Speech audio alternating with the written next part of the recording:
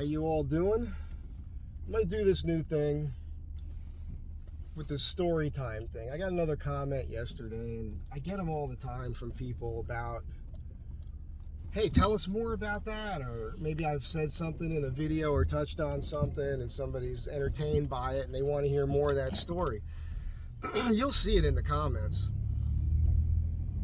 Most of that I get from private comments, and I respect that, by the way. There's a whole lot of you watching that you don't even want to make comments publicly, which I think is actually kind of smart, maybe. So I get that a lot. Dude, you should tell another story. My best videos on YouTube, I've got a video that has 105,000 views, and for me, being a man, you know, not a hot girl in a bikini, that's pretty good. And it's just me telling a story, a true story. So that's what we're going to do today. And today you're going to hear about why people out here, there's a good amount of people, especially in the entertainment business, and it's kind of crazy, but they think I'm a hitman. It's all because of this trip I took with this guy, but I'm going to give you a little background on my life a little. I mean, I'm not going to share everything. It would be, you know, dumb of me. I'm not going to tell you all the dumb things I'm not proud of that, you know, could get me in trouble, obviously. And I'm not going to use a lot of names of people, so just because, you know, while these people are still alive.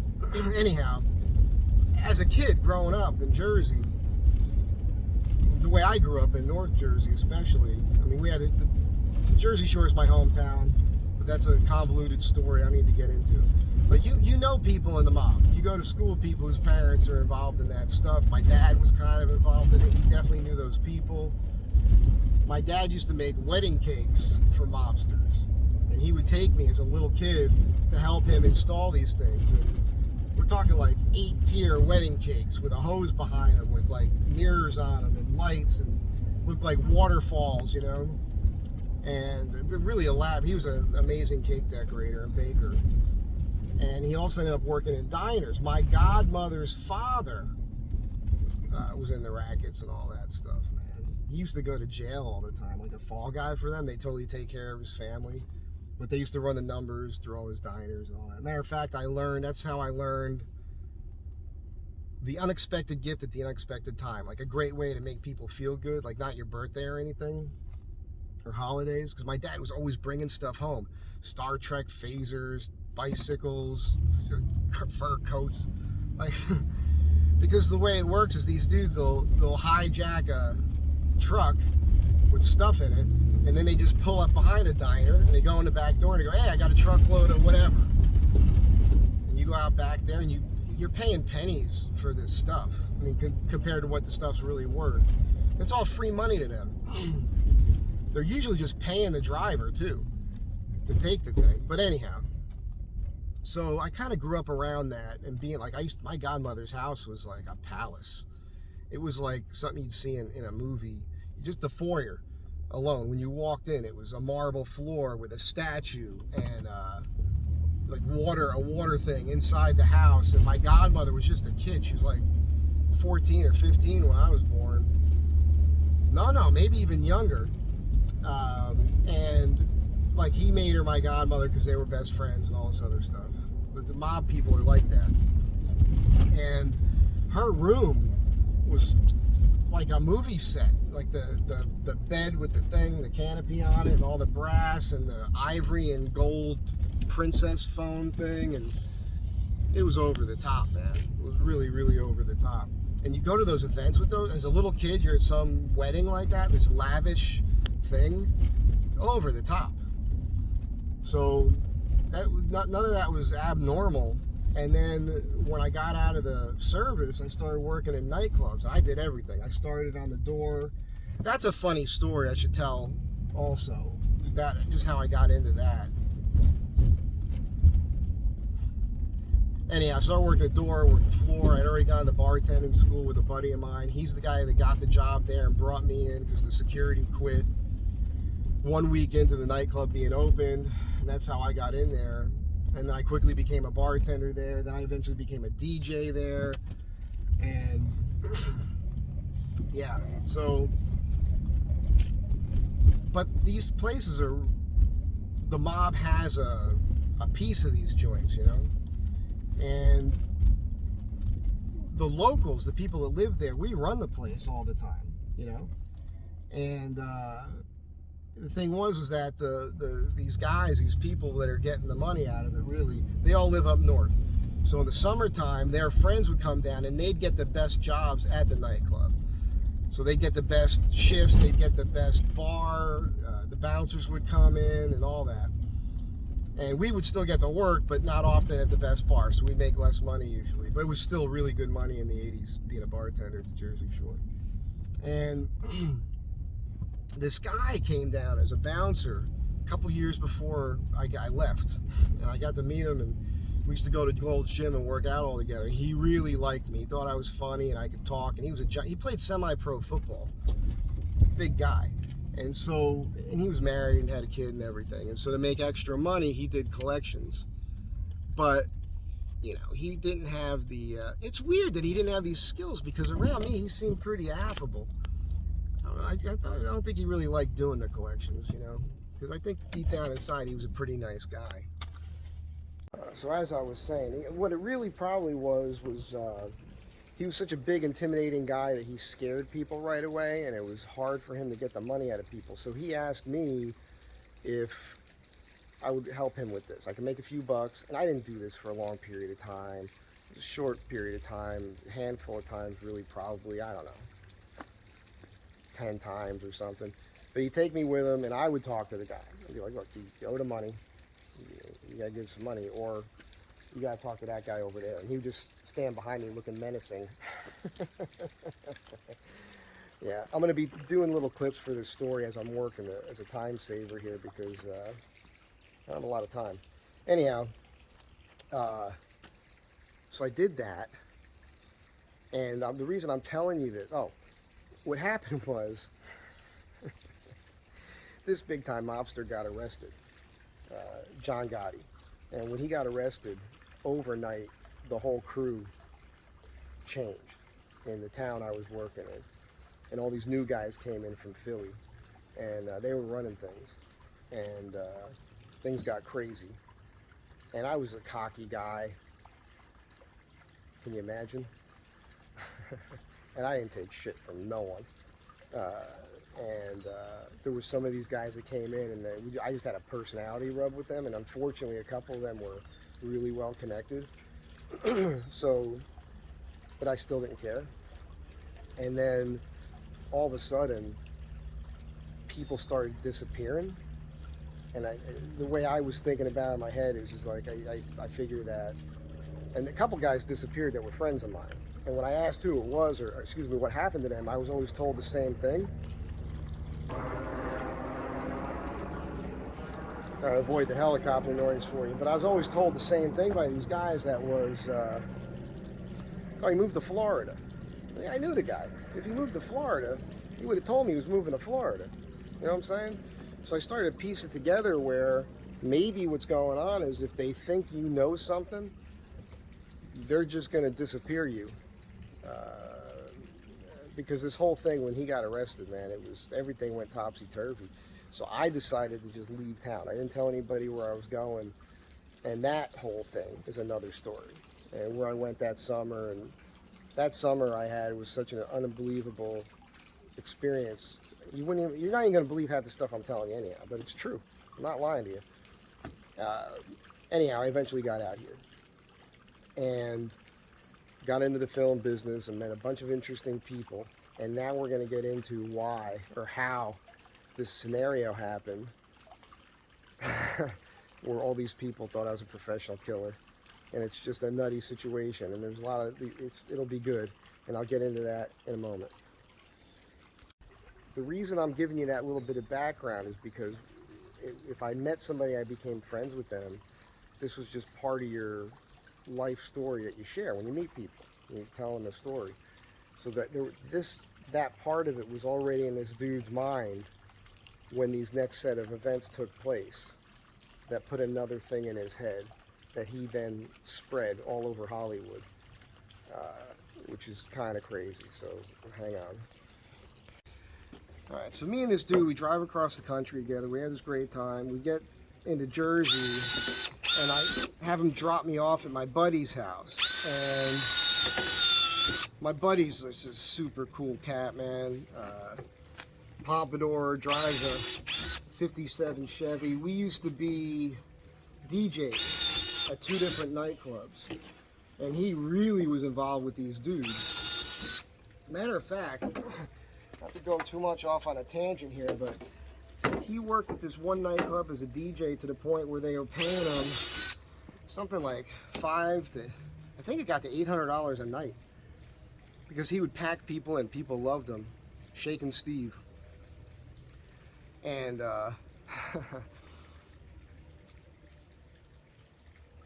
he eventually quit because he didn't like it, and they were just demanding too much of him. Like, they would just tell him, hey, you got to be here for a birthday party. It'd be like some kid's birthday party, some mobster's kid.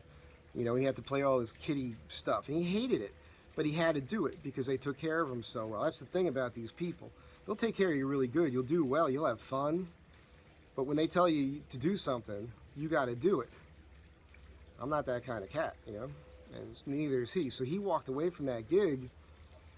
And as an example of how these people work, he could not DJ anywhere else, like in the tri-state area. He tried. People wanted to hire him. They loved him, and they knew that his personality was good, and his music was good, and he was playing like old stuff, a lot of 50s, and so he worked at this joint called the Yakety Yak. So anyhow, like, he got this job one time over the bridge after he had stopped working for these people, and he shows up for work.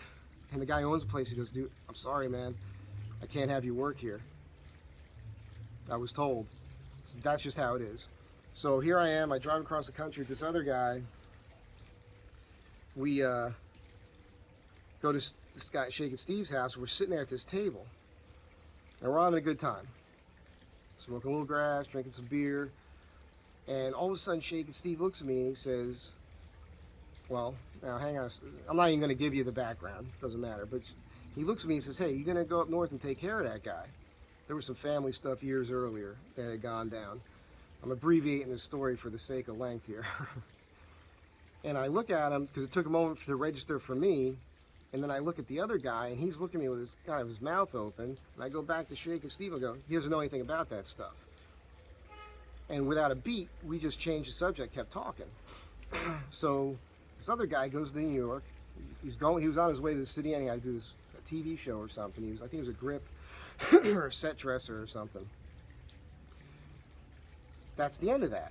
Now, what I don't know is that at that moment, he gets this thing in his head based on my prior stories, and now hearing that, he legit thinks I'm a hitman. So he's on this job in New York City, and right away he's telling people, I just drove across the country with a professional killer. I don't know any of this. I don't know any of this is going on. I don't know what's going on in this guy's head. But a few days later, I'm hanging out with my cousin and one of his idiot friends, and we decide to go into the city. And we're bar hopping in the village, one of my favorite things to do. And they're like, hey, we're going to go to the park and buy some weed.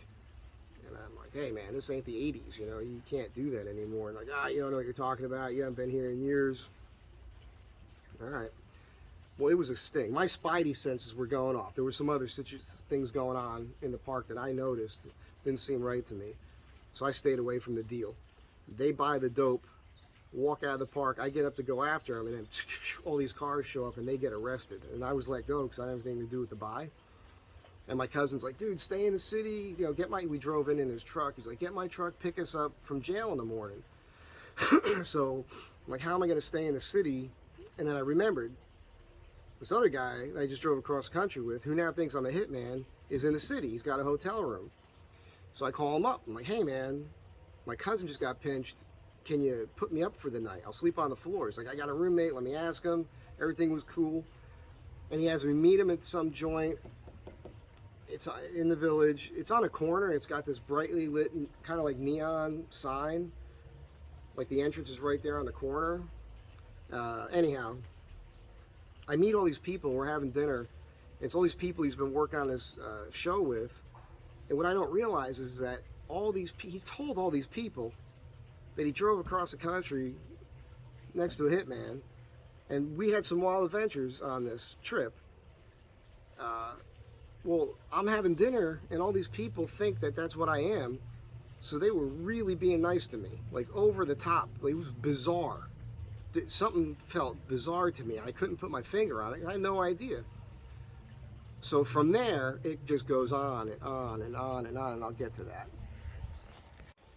So this guy, he just keeps moving up in the film business. Now, I think I mentioned earlier, but he was adopted, and his adopted parents were the parents of the guitar player for the Foo Fighters, Chris, who's a really nice guy. I'll tell you a funny story about Chris. I meet Chris at a party at Steve-O's house one time. Now, here's the funny thing, is that everybody I meet through this guy, when I meet them, what I don't know is they all think I'm a professional killer, right? So Chris is being like super nice. They're always super nice to me. And Chris is a super cool guy, and he's in the Foo Fighters, and I was not paying attention to pop music, man. I didn't know, these holes are just a hair off. I didn't know what was going on with the Foo Fighters. We're hanging out BSing, and he tells me that he's got this cassette he puts on, and it's they did a cover of Over the Rainbow, and I thought, man, that's awesome. That's so cool. You guys, man, you're good enough to put out a record. He's just smiling at me. I don't realize who I'm talking to. It's funny stuff. So, yeah, and that's how it just kept going on and on and on. And this guy kept working in the film industry and meeting people and riding motorcycles, and he was actually he's kind of a poser, and he's one of those opportunists, like the worst kind, that would put his opportunity that can make his life better ahead of friendship. And that's what I just didn't like about him, and that became a thing. Okay, that one lines up. Let me put a hole here. So yeah, that was easy. And that's how it went. I mean, I would meet, and every show he's working on, that's what he's telling people. You have to understand something. Like, I got out of the film industry as far as the building stuff goes, but I was still doing, every once in a while, I had an agent for a while. I'd go on auditions. And I'm starting to wonder now, all these years later, if that is what hurt me. You know, people thinking that who wants to work with a guy like that, you know? It got to the point where I don't know if you know who Robert Patrick is, but he was like the Terminator, that silver Terminator, the ears, the guy's in everything. And he's kind of a jerk, that guy. At least he was with me. I felt that way because he was overtly trying to let me know he's some kind of tough guy, which I don't care about. And I think that was all because of what he thought of me. I think he thought he needed to act that way around me so I would accept him or something. I rode with him a bunch of times on our bikes. So, anyhow, this goes on for years. Again, I don't know this is going on. At one point, Steve-O and I ride our bikes. He had a Harley, I had a Triumph that was set up like a cafe racer. We ride up to Santa Barbara to see the Foo Fighters. And I'm backstage in the green room. Sorry if you guys can't see me. I'm backstage in the green room, and I see Dave Grohl there. I'm thinking, well, that's a guy I'd like to meet. And Dave Grohl is, the whole time, and it was funny because I thought to myself, is he avoiding me? What's going on there? Because I kept catching him looking at me out of the corner of his eye, and he had like this frightened look on his face. So I didn't get to meet him because he just kept avoiding me. And again, this goes back to this story. Dave Grohl thinks, and Dave Grohl's a soft dude. I don't know if you know anything about him, but he's, he's got a beard and looks manly, but that dude's soft. So, but he actually, Chris, the guitar player, he wanted to be a boxer. He was training. He had a couple like pro fights, and Steve-O and I went to the fights, and I'm right there in the front row, and he's not throwing. Super nice guy, Chris. Really, really, really, really nice. I like him. He's a nice kid, but he didn't have that killer instinct. And I kept like, throw, man, throw. He wouldn't throw his hands. Anyhow, Steve-O, I just said his name, he ends up getting divorced from this chick. And I end up going out with her. And she's the one that told me, she's like, you know, because she wanted to know what the truth was. And she says to me at that point in time, she says, you know, Steve's been telling everybody that you're a hitman. This is like, I don't even know. I'm gonna have to think here for a second. That was 2000. And I stopped riding. Yeah, for probably like 6-7 years. Every show this guy worked on. And I met a lot of these people. Every one of them thought I was a hitman. So to this day, there's people around Hollywood that think that Mike Z was a professional mobster, hitman, killer, all of that. And I had no idea that that's what was going on. So all my interactions with these people were warped because of this thing that they had in their mind about me. That's kind of crazy. And it probably hurt me, you know, to a large degree in some way or another, but that's a true story. And that's like an abbreviated version of it. I could have made this very comical by talking about all the things we did together. And maybe I'll tell some of those individually down the road, but I just thought you guys would get a kick out of that because that's an insane situation. And I'll talk about my dad. I will say this. My dad was cool, man. And I'll give you a man lesson here. You got a family and you got to provide and you're out of work or something, there's nothing you won't do to take care of your wife and family and your kids. I was talking to my dad, he's dead, he's been gone for a long time. But I was talking to him one day, we're talking about cars that he had owned. He always, before he met my mom, he had a convertible. Every year he got a new convertible. And then he went from a cool convertible right into station wagons. And we had this green Pontiac station wagon. I was like, yeah, whatever happened to that? He goes, well, I was going through a rough patch because the people that he knew, they told him where to go. He went to this junkyard where they had a crusher. And he watched them crush that brand new car into a cube, and then he reported it stolen for the insurance money so he could pay the bills. That's a man. That's a man. Thanks for being here. I hope you enjoyed this. If you want to hear more, just say so. Because you are the people who are egging me on. Because I've had a wild time, man. Like, the stuff I've done is, you wouldn't, if you don't know me, you don't even believe it. But it's all true. Have a great day. Be good to one another. And I'll catch you guys on the next one. I got to add a little more to this story. So if you already watched this and you're wondering why you're watching it again, I took it down to add this little bit to it. This dude I was talking about that told everybody I was a hitman, he actually set me up with the at one point with this. He got involved with these motorcycle clubs, these 3-patch clubs. First he was this theatrical one.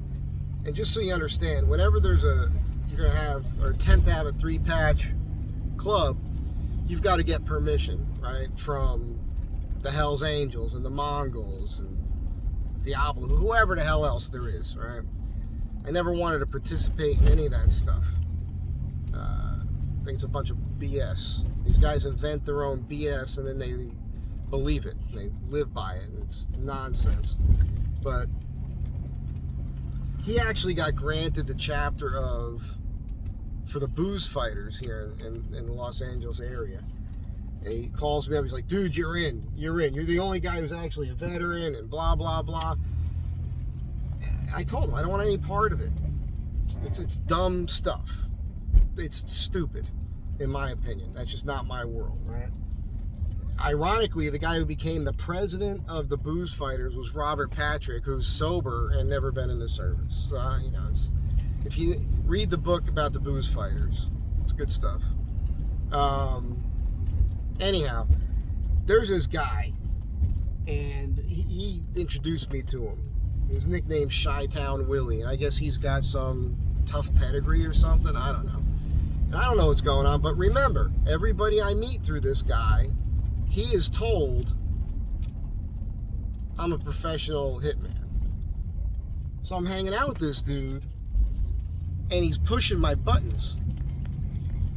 And it takes a lot for me to get upset to the point where I'm gonna, have to get physical with somebody. If I met somebody through somebody who's my friend, I'm really not thinking in those terms.